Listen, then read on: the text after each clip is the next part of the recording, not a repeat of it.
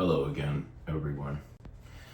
My name is Adam Hamer, and this is my testimonial in regards to my non-consensual participation in behavioral modification that was facilitated by my enrollment in the 1990s GATE program. I want to let the viewers know this episode has a trigger warning because I'm going to be discussing, trauma-based mind control, and in particular, personality shattering, and in particular, how my personality was shattered in the context of dark neuroscience and the SAPs that I've discussed prior. First, I want to show you a book, Operation Mind Control, by Walter H. Boart. It's an excellent book. I highly recommend everyone pick up a copy if you are interested in the topic of Monarch, trauma-based mind control, or the GATE program. This chapter, Project Monarch. It is chapter 11. Sorry, I'll show you. I got my little sticky notes so I know where to go. I'm going to read this to you. Project Monarch, according to Mark Phillips, is a U.S. Defense Department project begun in the 1960s. Its code name was assigned to a subsection of CIA's Operation Artichoke, which later became MK Ultra. I skipped the word project. It says Project MK Ultra, excuse me. The Oxford English Dictionary might shed some light on why this code name was chosen. Monarch 1. In early use, a sole and absolute ruler of a title of king, queen, emperor, or empress, or the equivalent of one of these. 3. A very large red and black butterfly, Danaus platypus. The monarch is one of the commonest species throughout a great part of North America. Butterfly 1. An insect belonging to any of those diurnal species of Lepidoptera or scaly-winged flies which have knobbed antennae and carry their wings erect when at rest. 2.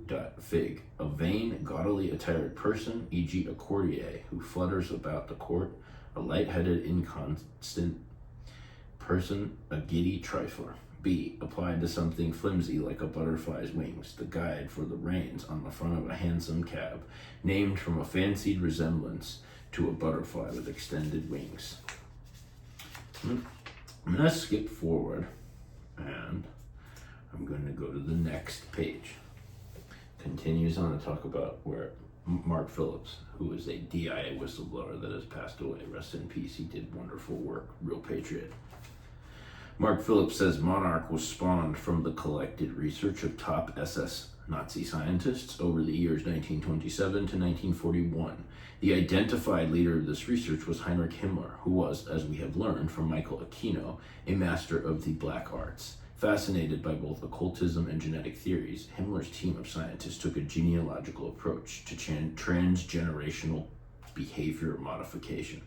The idea was, apparently in Phillips' terms, to apply trauma-based mind control to children for 3 or more generations so that the psychological aberrations which were conditioned would, quote, breed true, end quote. The German government top-secret black arts research was originally considered to be a significant bonus byproduct of the U.S. Department of Defense's Project 63, also known as Project National Interest. Project 63 was dedicated to the secret importation of a group of German, Nazi, and Italian fascist scientists whose areas of expertise were primarily physics, psychiatry, microbiology, and pharmacology. Although Project Monarch has not been declassified, it nevertheless has become a household word among a multitude of intelligence community operatives. And he goes on to discuss Mark Phillips's credentials, and here's where he talks about something we have previously discussed before.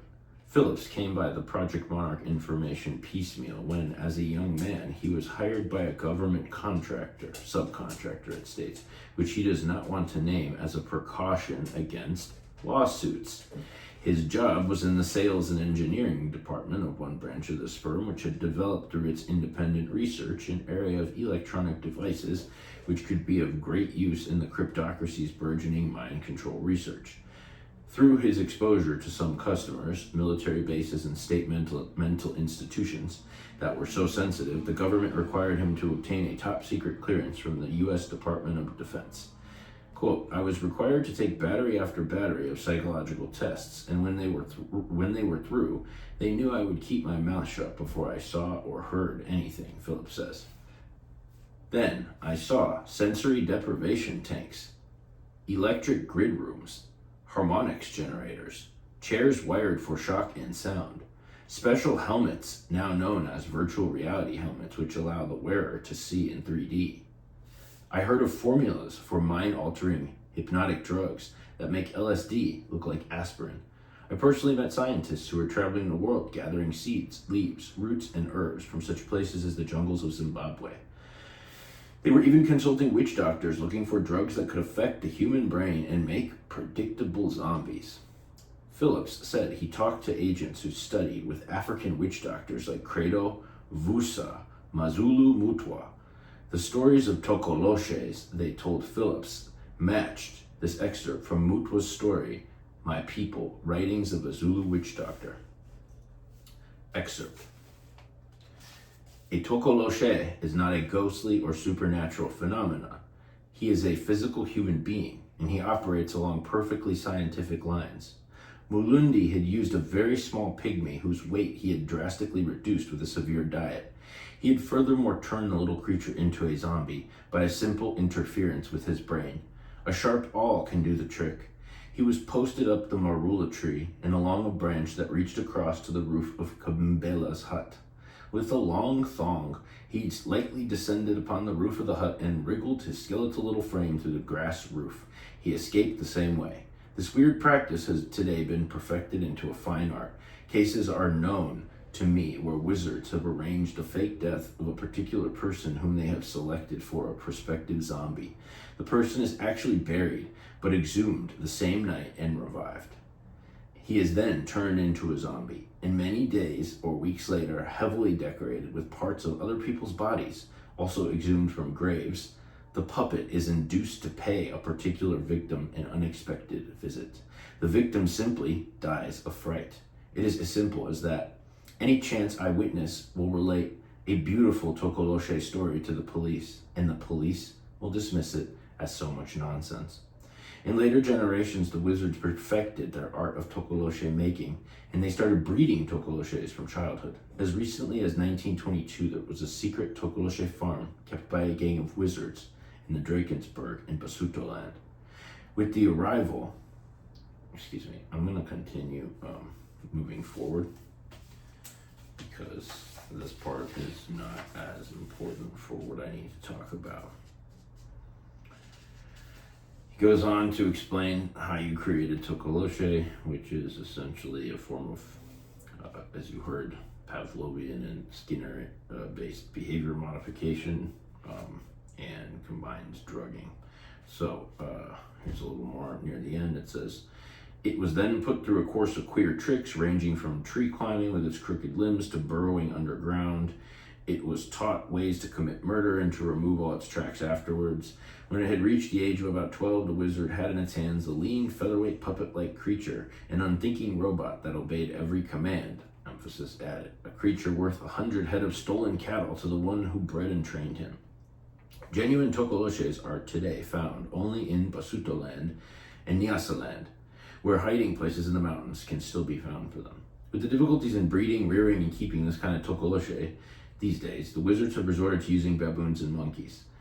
And then this part's not as relevant, but we'll go to the very end. It says, the Tokoloshe is no figment of the imagination. The word Tokoloshe means a great mysterious evil. The Bantu will never portray one in a carving. When a Bantu describes something as a Tokoloshe, he says a mysterious evil and means mind your own business. Cryptocrats on both sides of the Iron Curtain created modern Tokoloshes. Phillips reads the Pinks, classified documents which summarize the KGB's progress in selective and mass mind control techniques. To his surprise, he found that the US cryptocracy had cooperated with the Soviets and others in their mind control development. There was even a top secret Soviet weapon system which incorporated yet another exotic version of mind control, electromagnetic directed energy, the scalar weapon system. One variety of mind control he found to be hideously simple. It did not require any sophisticated electronics such as ether wave or harmonics, Phillips said. The simple mind control technique involves only isolation, incarceration, deprivation of stimuli, clocks and sleep, controlled intake of food and water, electroshock at precise intervals, high voltage for pain, lower voltage for the induction of implanted suggestions, hypnotic suggestions, often drug-induced, all in combination. This, Phillips said, was considered a secret weapon. I quote, "I was told we tested this secret weapon on captured spies. We found out everything they knew and made them forget how we found out. Then we reprogrammed them to return to their mother country and spy for us, then return when triggered to be reprogrammed." Now, we're going to talk a little bit about how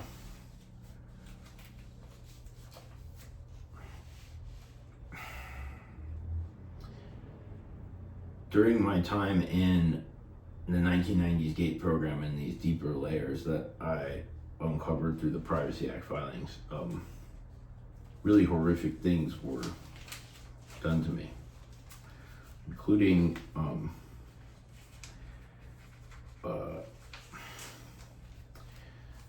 occult rituals that were done in the context of a laboratory where neuroscience gear was involved. And these rituals were multitude of nature, extremely abusive, criminally reported by me and are under investigation, and are extremely horrific. Some of them involve, sorry, it's really hard for me to talk about this. It's really not okay.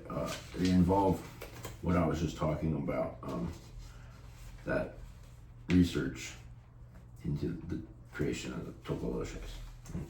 So rather than tell you about it, because I don't want to right now, I'm going to show you some childhood dated drawings that depict what I went through. See how this right here, this figure right here, is a Tokoloshe mask. This is a depiction of something that I experienced. People in costumes, essentially. I was okay. Hold on, I'll get to that. Okay, here is a drawing from 1995 depicting the neural aspect. Right here, you see that's me screaming. It's a little child. See the little spikes around my head? That's in correspondence to the neural tampering. This is a depiction of crimes committed against me by agents of the state. This occurred at some sort of off-campus site. I was taken on a bus. I was given something that made me really delirious, which I recall.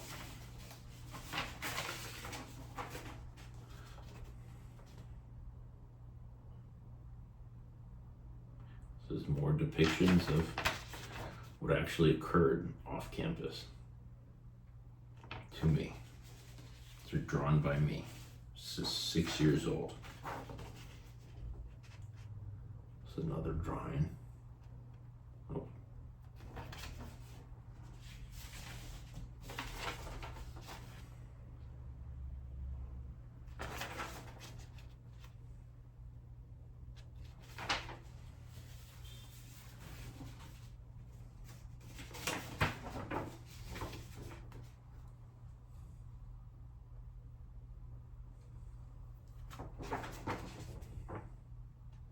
And you see, I was buried. just exactly as in what I read you.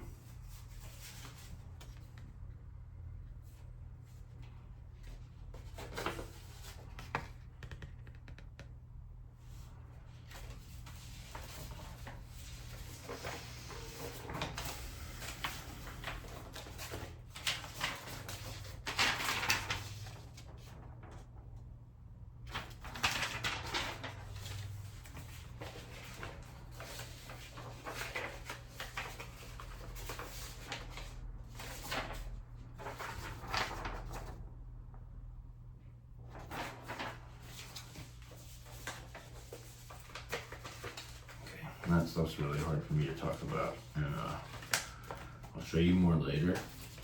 Easier to show you than to tell you. So right now, I'm going to show you one of the most typical things I've ever seen in my life. This is a file from the Defense Intelligence Agency, Privacy Act file. Read it. I'm not going to read that out loud, not the first part.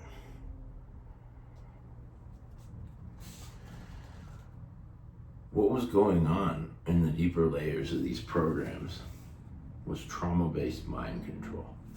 Why do the DIA cite unusual circumstances in regards to files as relates to, read this, read this, read this, not acceptable, absolutely not acceptable. I called the Inspector General of the DOJ when I got this, and I cried on the phone. There's a recorded call of me crying. That's not acceptable. I was so scared of African masks as a child. I would go into panic when I saw them. And for the life of me, until I got this, till I read about what this said, until I found my own drawings,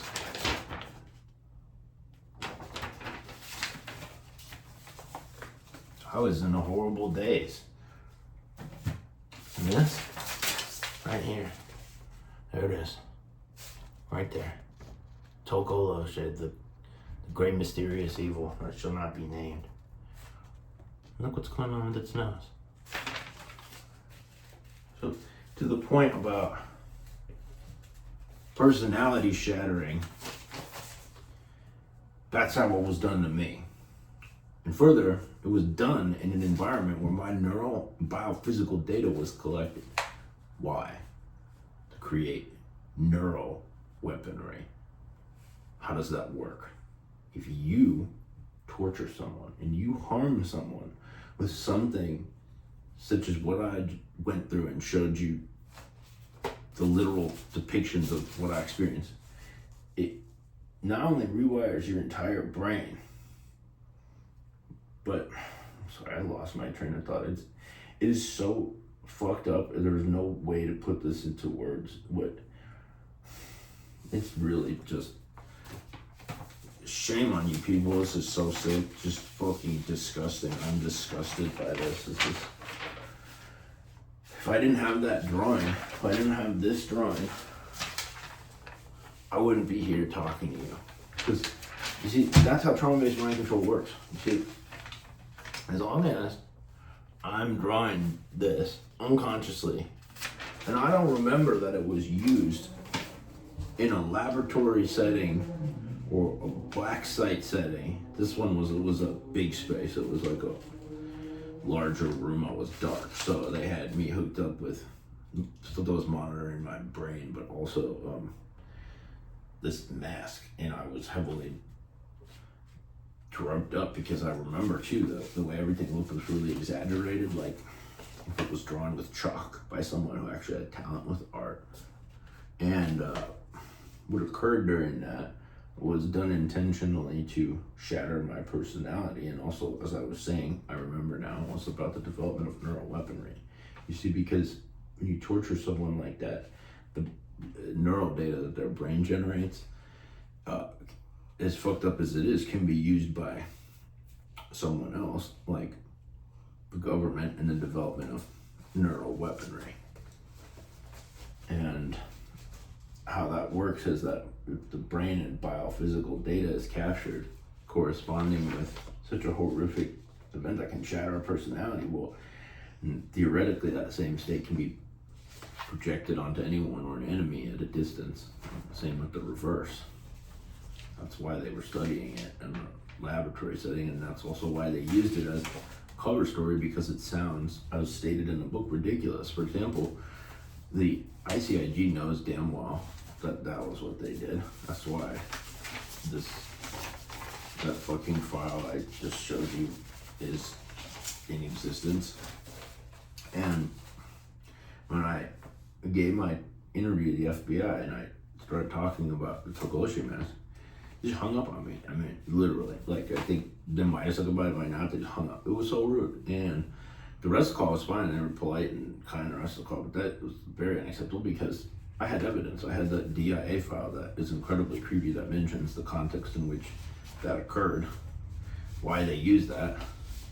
Also, that my memory was corroborated by the citation of unusual circumstances they made, in addition to other things. That's also really creepy. What the fuck? Like, so not okay. Anyways, I'm gonna show you a couple more Privacy Act files and I'm gonna go because I'm so fucking upset, and I'm sorry I'm all over the place, but this is so beyond not okay and unacceptable.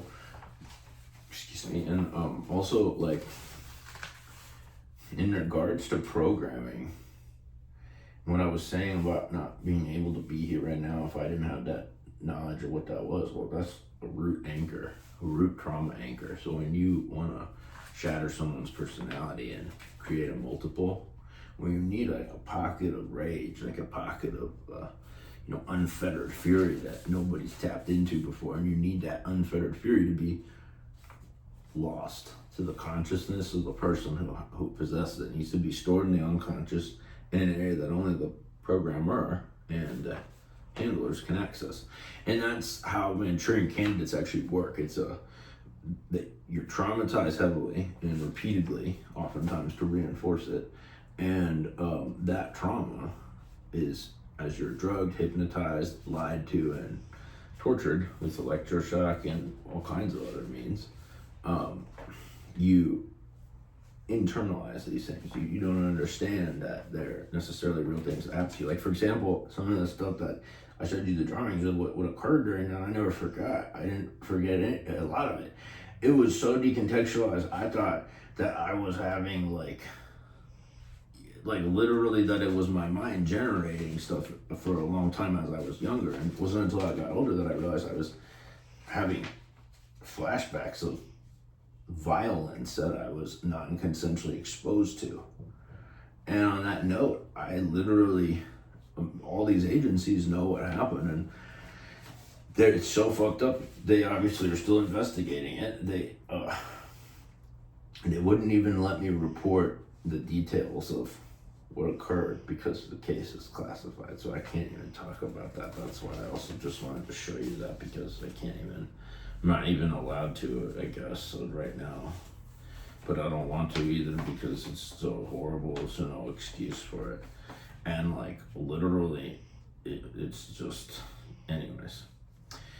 His file, DIA. Any and all files as relates to my persons and SAP-PSI personnel, as in people working on the programs that I didn't consent to being in. Unusual circumstances. Okay, well, this is really fucked up, because what fucking unusual circumstances if I wasn't in a SAP? Of course I was in a fucking SAP. So dude, like, these people who are watching this, the government, like, don't fucking bullshit me. This is fucking proof, as is the rest of the legal mosaic. So dude, like, as is fucking this, as is the rest, like, do you not have eyes? Do you not understand how fucking disturbing this is? This is a depiction of child torture. And I'm the child being tortured, and I drew that. And it's the same people who wrote these that did that. So now, I'm gonna just show you this one, because this one's fucking outrageous. It's about assassination attempts on my life, again in behavioral modification, and it's about MK Ultra, and it's not cool. It's about a bunch of other companies and people who may or may not have had a role in what happened. Well, look, unusual circumstances. I lost the other page right with me right now, but you can see it says unusual. The other page says circumstances. It's filed on the docket. You can look it up yourself. Anyways, same exact document, or relatively the same, was filed with the CIA, and they defaulted on it. Got it a while ago. They got it, and it says 3rd of March, and then they replied 14th of May, so they already defaulted. And this is how they reworded that. They reworded all that big block of text that I just read you as any and all files on my persons as pertains to behavioral modification SAP. So they're saying all this shit is behavioral modification SAP. Then they went ghost on it, and they defaulted on it months ago. Totally illegal. Totally outrageous. I think I showed you this one earlier. I think I went over this. I don't know. My brain is like, I'm so upset from this stuff. I can't. It's like, whatever. I think this is all I wanted to go over right now, but because I want to go over more about some of the occult stuff that's less disturbing and what it has to do with later, and why I was a part of what they did aside from the cover and like psychological warfare aspect.